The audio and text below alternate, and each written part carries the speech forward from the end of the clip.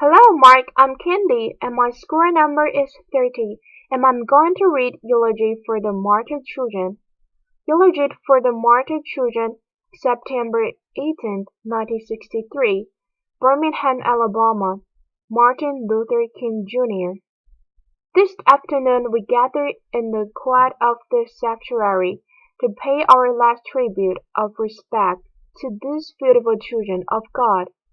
They entered the stage of history just a few years ago, and in the brief years that they are privileged to act on this martial stage, they played their parts exceedingly well. Now the curtain falls, they move through the exit, the drama of these earthly lives come to a close. They are now committed back to that eternity from which they came. These children, unoffendingly innocent and beautiful, were the victims of one of the most vicious and tragic crimes ever perpetrated against humanity. Yet they died nobly. They are the martyred heroine of a holy crusade for freedom and human dignity.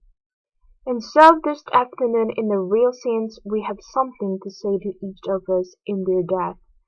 They have something to say to every minister of the gospel who has remained silent behind the safe security of stained-glass windows. They have something to say to every politician who had fed their conscience with the stale bread of hatred and the spoiled meat of races. They have something to say to a federal government that has compromised with the undemocratic practice of Southern Democrats and the blatant hypocrisy of right-wing Northern Republicans. They have something to say to every Negro who has passively accepted the evil system of segregation and who has stood on the sidelines in a mighty struggle for justice. They say to each of us, black and white alike, that we must substitute courage for caution. They say to us that we must be concerned not merely about who murdered them, but about the system, the way of life, the philosophy which produced the murderers. Their death says to us that we must work passionately and unrelentingly for the realization of the American dream. And so, my friends, they did not die in vain. God did have a way of bringing good out of evil, and history has proven over and over again that unmerited suffering is redemptive. The innocent blood of these little girls may well serve as a redemptive force that will bring new light to their dark city. The Holy Scripture says, "A little child shall lead them." The death of these little children may lead our whole southern land from the low road of man's inhumanity to man to the high road of peace and brotherhood. This tragic death may lead our nation to substitute an aristocracy of characters for an aristocracy of color.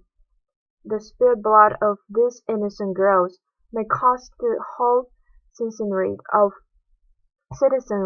of Birmingham to transform the negative extreme of a dark past into the positive extreme of a bright future.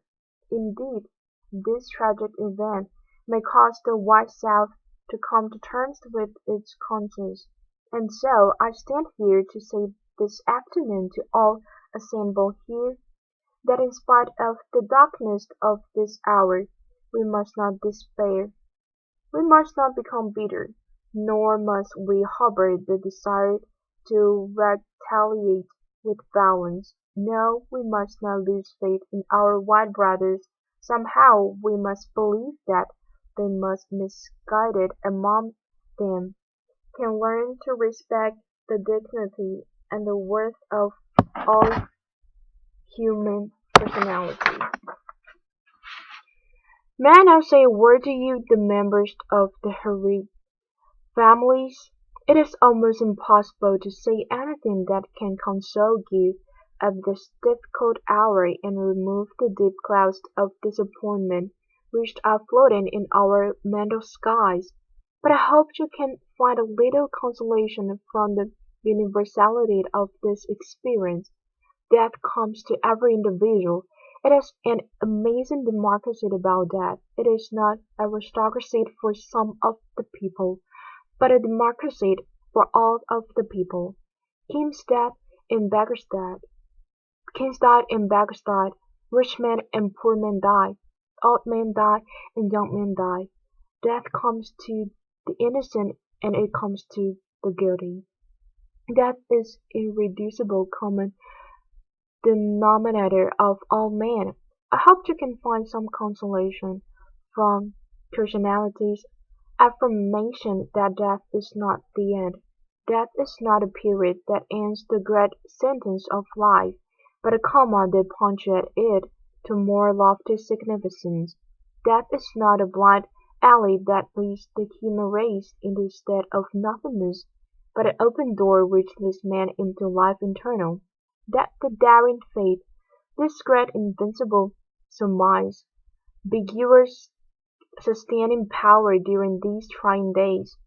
Now I say to you in conclusion, life is hard, at times as hard as crucible steel. It has its bleak and difficult moments, like the ever-flowing waters of the river. Life has its moment of drought and its moment of flood, like the ever-changing circle of the seasons. Life has the soothing warmth of its summers and the piercing chill of its winters. And if one will hold on, he will discover that God works with him, and that God is able to lift you from the fatigue of despair to the buoyance of hope, and transform dark and desolate valley into sunlit paths of inner peace. And so today you do not walk alone. You gave to this world wonderful children. They didn't live long lives, but they lived meaningful lives. Their lives were distressing small in quantity, but growing large in quality. And no greater tribute can be paid to you as parents, and no greater epitaph can come to them as children, than where they died and what they were doing when they died.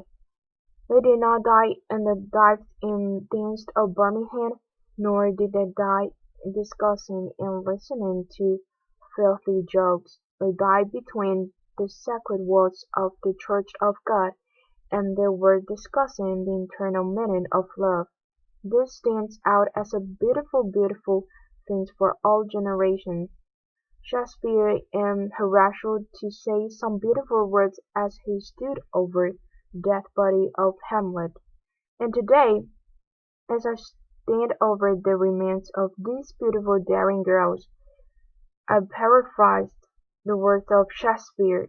Good night, sweet princesses. Good night, those who symbolize the new day. And may the flight of angels take thee to thy eternal rest. God bless you.